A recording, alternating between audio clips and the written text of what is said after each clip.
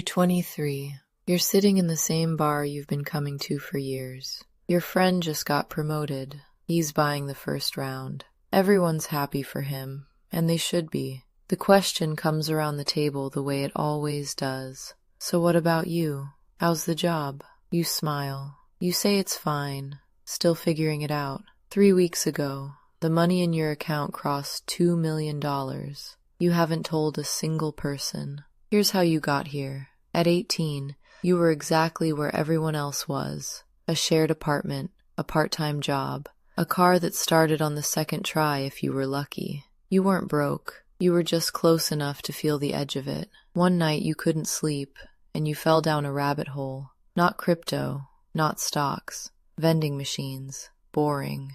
Invisible. The kind of thing nobody looks at twice. That was the part that stuck with you. Nobody looks at it twice. At 19, you bought one used snack machine for $600. You talked a tire shop into letting you put it in their waiting room for a small cut. First month, it made $190. Your roommate asked what you did that weekend. You said nothing much. By 20, you had 11 machines and a second-hand van.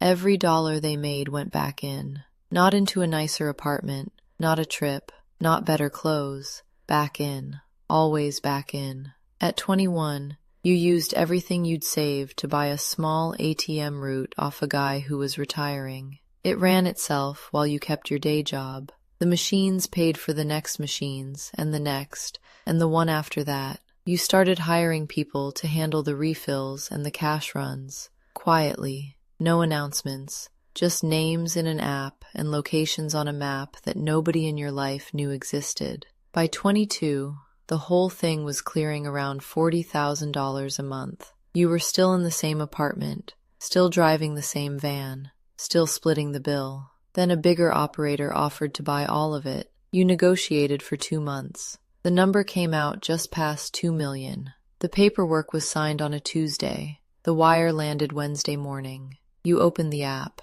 The balance started with a 2. You sat with it for a minute. You waited for something to arrive, some feeling, some line you'd crossed. Nothing came. You closed the app. You made coffee. You had a shift in the morning. Here's what nobody tells you about that number. It doesn't change the apartment. It doesn't change the van. It doesn't change the group chat, or the Friday nights, or the way your friends look at you.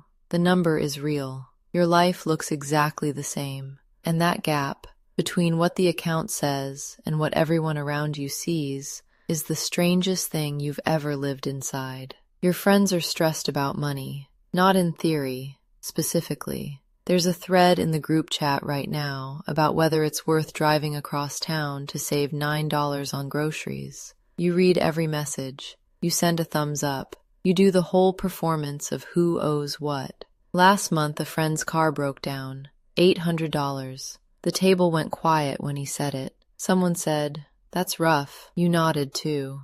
You'd spent more than that the week before on something you can't even remember now. You don't say anything, and it isn't modesty. You told one person once. It felt serious enough that keeping it felt like lying. For a week it was fine. Then it wasn't. They started to look at you differently, like a resource instead of a person. You couldn't unknow that look, so now you say nothing.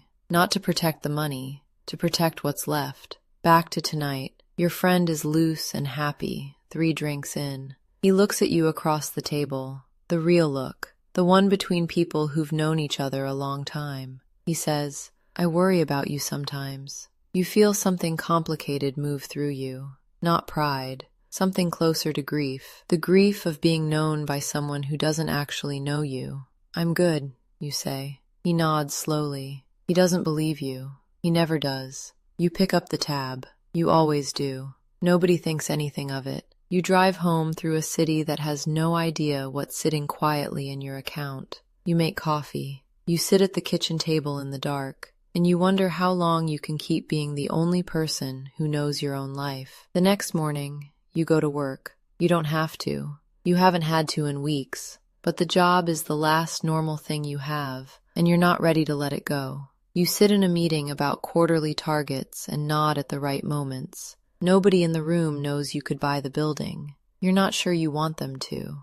That's the part you didn't expect. The money didn't make you want more of it. It made you want to keep the one thing that still felt real. Think about the friend with the broken down car. $800. The quiet at the table when he said it. You think about it for 2 days. Then you do something quiet. You don't tell him. You find a way to cover it. Routed through the repair shop, no name attached. Later, he posts that the garage made a mistake in his favor. He's relieved. He's grateful to no one. You read it and feel something land in your chest that's almost like being known.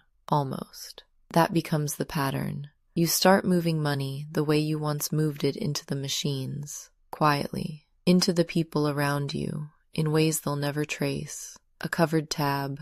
A bill that mysteriously gets paid. You become a kind of weather in their lives. Present, invisible, impossible to thank. Some nights it feels like enough. You helped. Nobody had to look at you differently. The friendships stayed exactly what they were. Some nights it feels like a slow disappearing act. You're giving from behind a wall, and a wall doesn't get hugged. You're closer to these people than ever, and further away at the same time, and you're the only one who can feel the distance. Jake texts again. You doing okay? You've been quiet lately. You look at the message for a long time. You type, delete, type again. In the end, you send back, I'm good, just tired. It's true, in a way. You are tired. Not from work. From carrying the one thing you can never set down. You put the phone face down on the table. The money bought you everything except the one thing you actually wanted. To be seen, without it changing anything.